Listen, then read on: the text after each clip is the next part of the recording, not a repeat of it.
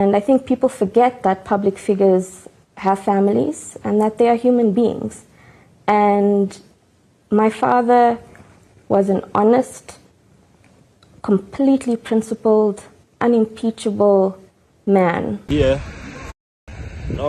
very much, comrades from all walks of life. My name is Hankin Pashele, and I'm here for one thing and one thing alone. To first remind ourselves that we are young people who are too young to be understanding, who do not equally have political tolerance.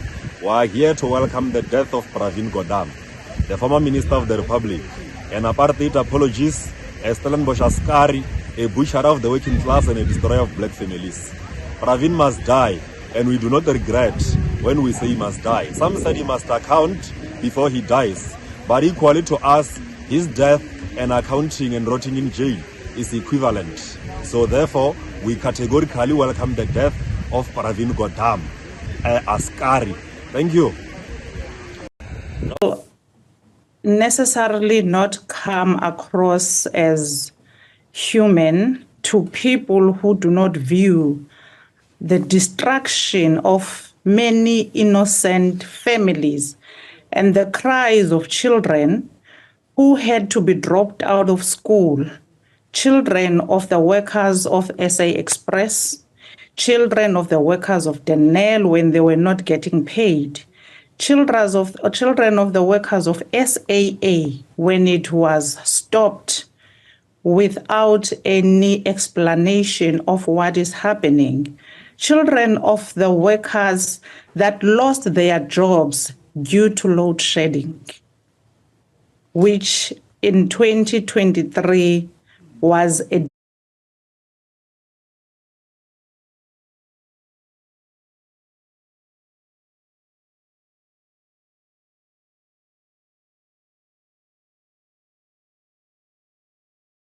daily bread for lots of South Africans that could not even have their businesses running. So for people who have a comfortable home, have a job, work in the government, have a salary that is not disrupted, will view this as inhuman. And as for the passing of Gordhan, we will not shed a tear.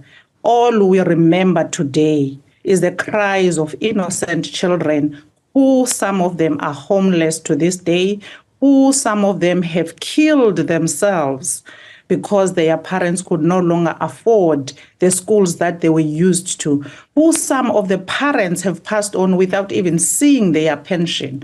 So for us, it's a very sad day because it reminds us of all those queues we used to see at Winnie Madikizela Mandela House of workers crying, of all the workers that we were picketing with outside the Department of State-owned entities without any help or anyone showing up to assist the workers.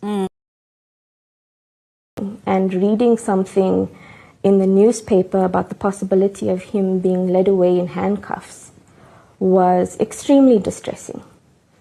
And I think people forget that public figures have families and that they are human beings.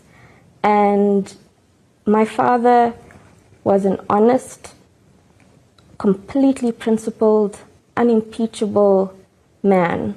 And to have those attacks launched by people with their own agendas who did not have the country and its people's best interest at heart and wanted to malign him, to destroy his integrity, to capture key institutions just to feed their own pockets, it was an immense thing for him to deal with.